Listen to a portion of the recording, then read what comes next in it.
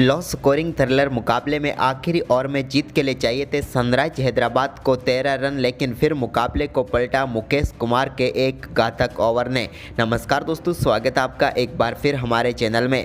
Delhi capital और sunrise Hyderabad के बीच खेले गए बेहद ही रोमांचक मुकाबले में आखिरी ओवर में दिल्ली कैपिटल ने मुकेश कुमार की शानदार गेंदबाजी के दम पर मुकाबले को जीत लिया। तो दोस्तों इस वीडियो में हम आपको पूरा हाईलाइट बताएंगे, लेकिन दोस्तों उससे पहले आप भी इस बेहद ही रोमांचक मुकाबले को देखकर खुश हैं तो इस वीडियो को लाइक जरूर करें और साथ ही साथ अभी तक हमारे इस चैनल को सब्सक्राइब नहीं किया तो चैनल को सब्सक्राइब करके बेल आइकन जरूर दबा लें। तो चलिए दोस्तों जानते हैं इस मुकाबले का पूरा हाईलाइट शुरुआत से ही। तो दोस्तों आज के मुकाबले में सिक्का उछाला एडन मार्करम ने, लेकिन गिरा ये डेविड वार्नर के पक्ष में। डेविड वार्नर ने टॉस जीतकर पहले बल्लेबाजी का फैसला किया। दोनों टीमें अपनी प्लेइंग 11 के साथ मैदान पर उतर रही, जो कि कुछ बदलावों के साथ नजर आ रही थी। लेकिन दोस्तों इस मुकाबले में एक बार फिर दिल्ली के लिए डेविड वार्नर और फिलिप सेल्ट पारी की शुरुआत करने उतरे, लेकिन पहले ओवर की तीसरी ही गेंद पर फिल सेल्ट के रूप में बड़ी सफलता मिली सनराइज हैदराबाद को। भुवनेश्वर कुमार ने विकेट कीपर के हाथों कैच कराकर पेविलियन भेजा। फिल सेल्ट अपना खाता भी नहीं खोल पाए। तो वहीं पर इसके बाद क्रीज पर उतरे मिचेल मार्श ने आते ही दूसरे ओवर की पहली गेंद पर शानदार चौके के साथ आगाज किया। मार्को एंसन की गेंद पर उन्होंने स्क्वायर लेग की तरफ शानदार चौका लगाया। तो वहीं पर इसकी अगली ही गेंद पर उन्होंने एक और शानदार फ्लिक खेलते हुए एक और शानदार चौका लगाया। इस बार फाइन लेग की तरफ ये शानदार चौका गया। तो वहीं पर इसी ओवर की चौथी गेंद पर उन्होंने कवर पॉइंट की तरफ एक और शानदार चौका लगाया, जबकि ओवर की पांचवीं गेंद पर भी उनके बल्ले से शानदार कवर ड्राइव के जरिए चौका देखने को मिला और दूसरे ओवर में 4 चौकों के साथ 19 रन बनाए। इसके बाद डेविड वार्नर के बल्ले से इस मुकाबले का या फिर कहें तो इस सीजन का पहला छक्का देखने को मिला, जब उन्होंने वाशिंगटन सुंदर की गेंद पर बेहतरीन छक्का लगाया। वहीं पर इसके बाद उनके बल्ले से टी नटराजन की गेंद पर भी एक और शानदार चौका लगा, लेकिन इसके बाद यहां पर 5वें ओवर की 5वीं गेंद पर टी नटराजन ने मिचेल मार्श को एलबीडब्ल्यू आउट करके पेविलियन भेजा। मार्श अच्छी बल्लेबाजी कर रहे थे, लेकिन 15 गेंदों पर 25 रन बनाकर टी नटराजन का शिकार बने। तो वहीं पर दोस्तों इसके बाद मार्को एंसन की गेंद पर सरफराज खान ने बेहतरीन छक्का लगाया। सामने शॉट खेलते हुए उन्होंने बेहतरीन तरीके से गेंद को 6 रनों के लिए भेजा। लेकिन इसके बाद दिल्ली के लिए सबसे खराब ओवर रहा 8वां ओवर, जहां पर वाशिंगटन सुंदर की दूसरी गेंद पर बड़ा शॉट खेलना चाहते थे डेविड वार्नर, लेकिन वो सीधे हैरी ब्रूक को कैच थमा बैठे और वाशिंगटन सुंदर ने डेविड वार्नर के रूप में बड़ी सफलता दिला दी एसआरएच को। डेविड वार्नर 21 रन बनाकर आउट हुए। तो वहीं पर इसी ओवर की चौथी गेंद पर वाशिंगटन सुंदर की गेंद को सरफराज खान भी स्विप शॉट खेलना चाहते थे, लेकिन वो भी भुवनेश्वर कुमार को कैच थमा बैठे और सरफराज खान 9 गेंदों पर 10 रन बनाकर आउट हुए। जबकि दोस्तों इसी ओवर की 5वीं गेंद पर एक चौका जरूर देखने को मिला अमन खान के बल्ले से, लेकिन 6ठी गेंद पर एक और बड़ा शॉट वो भी खेलना चाहते थे और यहां पर अभिषेक शर्मा को कैच थमा बैठे और वाशिंगटन सुंदर ने एक ही ओवर में 3 विकेट लेकर इस मुकाबले को पूरी तरह से सनराइज हैदराबाद की तरफ झुका दिया। इसके बाद दोस्तों मनीष पांडे और उनके साथ अक्षर पटेल ने धीरे धीरे स्कोर को आगे बढ़ाना शुरू किया। तो वहीं पर 14वें ओवर की दूसरी गेंद पर एक और शानदार चौका मेडोव की तरफ देखने को मिला बेहतरीन बल्लेबाजी करते हुए मनीष पांडे के बल्ले से। तो वहीं पर इसके बाद एक चौका अक्षर पटेल ने लगाया 15वें ओवर की आखिरी गेंद पर। तो वहीं पर सिंगल डबल के साथ 50 गेंदों पर 52 रनों की पार्टनरशिप इन दोनों बल्लेबाजों ने पूरी कर डाली। लेकिन इसके बाद 17वें ओवर की तीसरी गेंद पर अक्षर पटेल के बल्ले से एक शानदार चौका देखने को मिला। इसके बाद इसी ओवर की चौथी गेंद पर भी उन्होंने एक और शानदार चौका सामने शॉट खेलते हुए लगाया। जबकि दोस्तों ओवर की आखिरी गेंद पर भी उनके बल्ले से एक और शानदार चौका देखने को मिला और बैक टू बैक 3 चौके लगाकर चौकों की हैट्रिक कर डाली अक्षर पटेल ने। 17वां ओवर एक बार फिर काफ़ी शानदार रहा दिल्ली कैपिटल के लिए, क्योंकि इस ओवर में 15 रन बने। लेकिन दोस्तों इसके बाद एक बार फिर 18वां ओवर डालने आए भुवनेश्वर कुमार, तो उनकी गेंद पर बोल्ड होकर पेविलियन लौटे अक्षर पटेल, जो अच्छी बल्लेबाजी कर रहे थे, लेकिन 34 गेंदों पर 34 रन बनाकर आउट हुए। तो वहीं पर इसके बाद 19वें ओवर की दूसरी गेंद पर मनीष पांडे भी रन आउट होकर पेविलियन लौट गए। मनीष पांडे अच्छी बल्लेबाजी कर रहे थे, लेकिन वो भी 27 गेंदों पर 34 रन बनाकर रन आउट हो गए और यहाँ पर दिल्ली कैपिटल की आखिरी उम्मीद भी पेविलियन लौट गई। इसके बाद एनरिक नोरकिया के रूप में एक और रनआउट का विकेट मिला।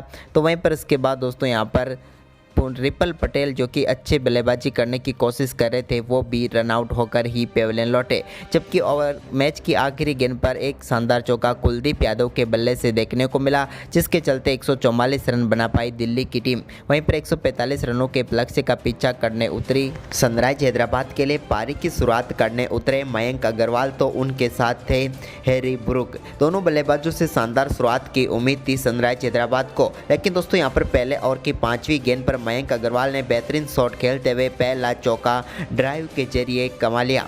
इसके बाद दोस्तों दूसरा ओवर डालने आए एनरिक नोरकिया की 4थी गेंद पर भी एक और शानदार शॉट देखने को मिला मयंक अग्रवाल के बल्ले से, और उन्होंने स्ट्रेट में यहाँ पर गेंद को लॉफ्ट किया और 4 रन के लिए भेज दिया।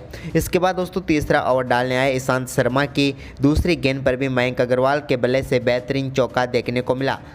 एक और कट के साथ शानदार चौका मयंक अग्रवाल ने लगाया। इसके बाद दोस्तों इस चौथे ओवर की आखिरी गेंद पर भी मयंक अग्रवाल के बल्ले से एक और शानदार चौका देखने को मिला। मयंक अग्रवाल तो काफ़ी शानदार फॉर्म में लग रहे थे, लेकिन दूसरे छोर से हैरी ब्रूक संघर्ष करते हुए नजर आए और छठे ओवर की पहली गेंद पर उनको पेविलियन भेजा शानदार गेंदबाजी करते हुए एनरिक नोरकिया ने, और हैरी ब्रूक इस मुकाबले में बेहद ही खराब परफॉर्मेंस करके आउट हुए। उन्होंने 14 गेंदों का सामना किया और वो सिर्फ 7 ही रन बना पाए। लेकिन दोस्तों इसके बाद एक बार फिर यहां पर छठे ओवर की 5वीं गेंद पर मयंक अग्रवाल ने एनरिक नोरकिया की गेंद को स्ट्रेट बाउंड्री लाइन के पार भेजा और एक और शानदार चौका लगाया। लेकिन दोस्तों इसके बाद सनराइज हैदराबाद के बल्लेबाजों को बाउंड्री के लिए काफ़ी लंबा इंतजार करना पड़ा और 27 बॉलों के बाद 11वें ओवर की दूसरी गेंद पर मयंक अग्रवाल ने मिचेल मार्श की गेंद पर एक और शानदार शॉट खेलते हुए एक्स्ट्रा कोर बाउंड्री लाइन की तरफ गेंद को भेजा और एक और चौका लगाया। इसके बाद एक बार फिर यहां पर मयंक अग्रवाल काफ़ी शानदार बल्लेबाजी कर रहे थे, लेकिन 12वें ओवर की तीसरी गेंद पर अक्षर पटेल के सामने वो बड़ा शॉट खेलना चाहते थे, लेकिन अमन खान को केस थमा बैठे और अक्षर पटेल ने मयंक अग्रवाल को पेविलियन भेजा। मयंक अग्रवाल जो कि इस टीम की तरफ से एकमात्र ऐसे बल्लेबाज थे जो पूरी तरह से सेट थे और अच्छी बल्लेबाजी कर रहे थे, लेकिन 39 गेंदों पर 50 रन बनाकर आउट हो गए। वो अपने अर्धशतक से सिर्फ 1 ही रन चुके। तो वहीं पर इसके बाद दोस्तों राहुल त्रिपाठी से भी काफ़ी ज़्यादा उम्मीदें थी, लेकिन वो भी संघर्ष करते हुए नजर आए और इसके बाद 13वें ओवर की तीसरी गेंद पर उनको भी ईशांत शर्मा ने पेविलियन भेज दिया। राहुल त्रिपाठी का विकेट काफ़ी बड़ा विकेट था। राहुल त्रिपाठी भी 21 गेंदों पर सिर्फ 15 ही रन बना पाए। वहीं पर इसके बाद दोस्तों यहाँ पर कुलदीप यादव की गेंद पर बड़ा शॉट खेलना चाहते थे अभिषेक शर्मा, लेकिन वो यहाँ पर कॉटिन बोल्ट होकर पेविलियन लौटे। कुलदीप को ही वो केस थमा बैठे और इस मुकाबले में अभिषेक शर्मा भी ज़्यादा कुछ खास नहीं कर पाए और 5 गेंदों पर 5 रन बनाकर चलते बने। इसके बाद दोस्तों यहाँ पर हेनरिक क्लासेन के ऊपर सारी जिम्मेदारी थी एडन मार्करम के साथ। इसी बीच यहाँ पर एक बेहतरीन चौका 14वें ओवर की आखिरी गेंद पर देखने को मिला मिड विकेट बाउंड्री लाइन की तरफ, लेकिन इसके बाद दोस्तों 15वें ओवर की पहली गेंद पर बोल्ड करके पेविलियन भेजा एडन मार्करम को अक्षर पटेल ने। एडन मार्करम अच्छी बल्लेबाजी कर सकते थे और इस मुकाबले को पलट सकते थे, लेकिन इससे पहले ही अक्षर पटेल ने उनको आउट करके पेविलियन भेज दिया। वो सिर्फ 5 गेंदों पर 3 ही रन बना पाए। इसके बाद तो मुकाबला पूरी तरह से दिल्ली की तरफ झुक गया। लेकिन दोस्तों दिल्ली कैपिटल की जीत और सनराइज हैदराबाद की जीत के बीच में सिर्फ एक ही खिलाड़ी खड़े थे, वो थे हेनरिक क्लासेन, जिन्होंने शानदार बल्लेबाजी करते हुए 17वें ओवर की 5वीं गेंद पर एनरिक नोरकिया की गेंद को बेहतरीन तरीके से बाउंड्री लाइन के पार भेजा और डीप स्क्वायर ग्लॉक की तरफ शानदार छक्का लगाया।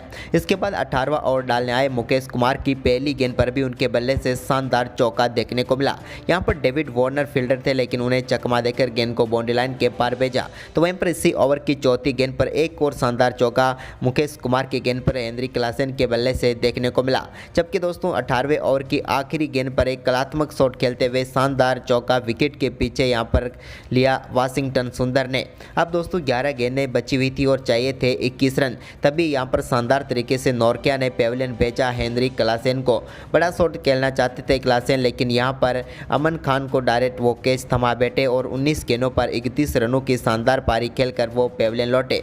इसके बाद दोस्तों 19वें ओवर की 5वीं गेंद पर एक बेहतरीन चौका वाशिंगटन सुंदर के बल्ले से देखने को मिला। इसके बाद अब आखिरी ओवर में जीत के लिए चाहिए थे सनराइज हैदराबाद को 13 रन, जबकि यहां पर गेंदबाजी करने के लिए आए मुकेश कुमार आखिरी ओवर में यहाँ पर मुकाबला लग रहा था कि चला जाएगा इस बार भी सनराइज हैदराबाद की तरफ, लेकिन मुकेश कुमार की पहली गेंद पर शानदार बल्लेबाजी करते हुए 2 रन लेने में कामयाब हुए वाशिंगटन सुंदर। उन्होंने एक्स्ट्रा कवर की तरफ गेंद को भेजा, लेकिन यहाँ पर 2 रन लेने में वो कामयाब हुए। अब 5 गेंदें बची हुई थी और चाहिए थे 11 रन। इसी बीच दोस्तों यहाँ पर दूसरी गेंद काफ़ी शानदार यॉर्कर थी और मुकेश कुमार ने एक डॉट गेंद डाल दी। अब 4 गेंदों पर चाहिए थे 11 रन सनराइज हैदराबाद को। तभी दोस्तों तीसरी गेंद पर एक बार फिर अच्छा शॉट था, लेकिन गेंद सीधे फील्डर के पास गई लॉन्ग ऑन की तरफ और सिर्फ एक ही रन ले पाए वाशिंगटन सुंदर। अब 3 गेंदें बची हुई थी और 10 रनों की जरूरत थी सनराइज हैदराबाद को, लेकिन यहाँ पर एक बार फिर चौथी गेंद काफ़ी शानदार रही, बेहतरीन यॉर्कर गेंद थी जिस पर सिर्फ एक ही रन ले पाए यहाँ पर मार्को एंसन। और अब आखिरी 2 गेंदों पर 9 रनों की जरूरत थी, लेकिन 5वीं गेंद पर भी वाशिंगटन सुंदर बड़ा शॉट की तरह बल्ला तो घुमाया, लेकिन रन सिर्फ एक ही मिला। अब आखिरी गेंद पर जीत के लिए 8 रन चाहिए थे, यानी कि जीत नामुमकिन हो चुकी थी दिल्ली की, लेकिन आखिरी गेंद पर भी मार्को एंसन कोई रन नहीं बना पाए और दिल्ली कैपिटल ने इस मुकाबले को शानदार तरीके से 7 रनों से जीत लिया। तो दोस्तों ये रोमांचक मुकाबला आपको कैसा लगा, आप हमें अपनी राय कमेंट बॉक्स में जरूर दें और साथ ही इस वीडियो को अपने दोस्तों के साथ ज़्यादा से ज़्यादा शेयर करें। धन्यवाद।